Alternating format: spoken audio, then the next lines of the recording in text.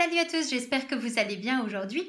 Donc on n'a vraiment pas de chance avec le temps en ce moment, mais bon, c'est pas ça qui va nous retenir de continuer notre exploration et la belle découverte de l'université d'Oxford.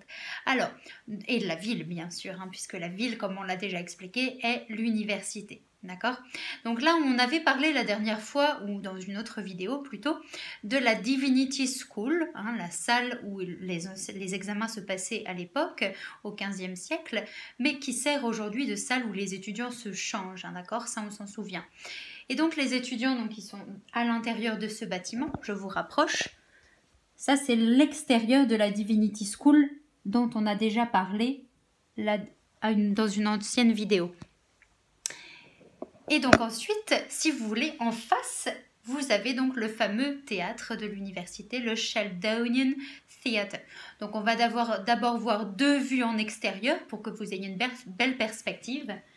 Donc tout d'abord, cette vue qui est donc juste en face de la Divinity School, d'accord? Donc là, en fait, tout cet endroit, c'est vraiment piéton. Donc il n'y a aucune voiture, aucun vélo qui passe par là. C'est vraiment très très accessible, d'accord?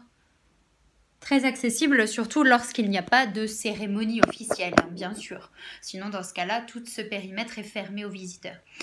Et donc, vous allez avoir une autre photo ici de l'extérieur, qui donne sur la rue de Broad Street, cette fois-ci. Broad Street, on en a parlé hier déjà. D'accord? Et alors, quand les étudiants rentrent dans le théâtre, donc en fait ça c'est la vue de l'intérieur. C'est absolument extraordinaire. C'est un théâtre qui a été construit au XVIIe siècle, d'accord, par un monsieur qui s'appelait Christopher Wren. Christopher Wren, il est connu pour avoir aussi construit la cathédrale Saint-Paul à Londres, d'accord, et aussi la tour de Tom Tower à Oxford par exemple. Mais ça on en reparlera aussi dans une autre vidéo de la tour de Tom Tower. D'accord?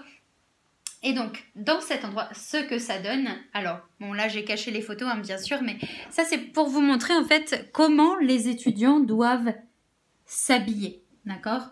Donc les filles, comme vous le voyez, vont porter donc cette tenue. Donc c'est ce qu'on appelle en fait pour les garçons et les filles, c'est le même type, le même nom, je veux dire. Ça s'appelle subfusk.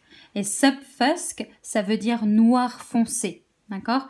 Donc vous allez avoir la jupe noire ou pantalon noir pour les filles, chemisier blanc, un petit lacet noir et par-dessus donc la toge noire. D'accord?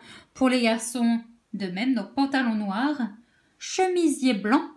Si vous apercevez là un petit nœud papillon blanc et par-dessus donc la toge noire. D'accord?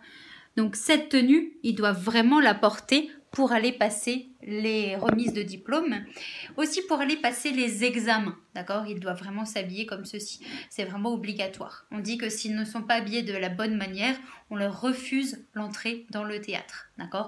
Donc c'est très important qu'ils soient bien habillés comme il faut, comme on leur a demandé. D'accord? Donc, ils viennent ici dans ce théâtre généralement 2 fois au cours de leur scolarité. D'accord, les étudiants. Donc, la première fois, c'est lorsqu'ils assistent à ce qu'on appelle the matriculation ceremony. C'est une cérémonie d'entrée à l'université. Matriculation ceremony, par exemple, lorsque le théâtre est rempli, ça donne ça à peu près. Lorsqu'il est rempli par les étudiants. D'accord? Et donc, ils venaient par la porte qui est là. Hop, qui relie avec la Divinity School. Ok. Et donc ils viennent ici, ça c'est la cérémonie qui va les accueillir, donc au début de leur scolarité. Ensuite, la deuxième cérémonie à laquelle ils assistent, ça va être ce qu'on appelle the graduation ceremony ou the degree ceremony. Donc c'est la remise de diplôme, d'accord? Ça va se passer également dans ce théâtre. Dans ce théâtre, qu'est-ce qui va se passer aussi par exemple? Eh bien, on va avoir des concerts de musique classique par exemple. Donc parfois quand vous vous baladez dans la rue autour du Sheldonian Theatre dans la journée, vous pouvez entendre les concerts qui sont en train de rehearse, qu'on appelle, ils sont en train de s'entraîner pour le concert qui aura lieu le soir. Donc ça c'est assez intéressant de passer par là et de faire une petite pause pour entendre la belle musique qui est en train de se produire. Bon, par contre, ce qu'ils ne se produisent pas dans ce théâtre, ce sont des pièces de théâtre. D'accord? Il n'y a aucune pièce de théâtre qui existe dans cet endroit. Les pièces de théâtre, vous allez les avoir dans d'autres théâtres de la ville qui sont vraiment dédiés à ceci en particulier. D'accord? Notamment le New Theatre et the Oxford Playhouse, qui sont les deux théâtres, on va dire, principaux de la ville d'Oxford. Il y en a d'autres, bien sûr, mais ça, c'est vraiment les deux plus grands. D'accord? Alors voilà, donc ça c'était la petite explication pour théâtre, remise de diplôme, tout ça, voilà. Donc en tout cas, je vous souhaite moi une bonne journée. Profitez bien de peut-être bien vous couvrir parce que peut-être qu'il fait froid aussi chez vous. En tout cas, moi j'ai essayé de vous apporter un peu de soleil aujourd'hui et je vous souhaite une bonne journée et à bientôt pour la prochaine vidéo.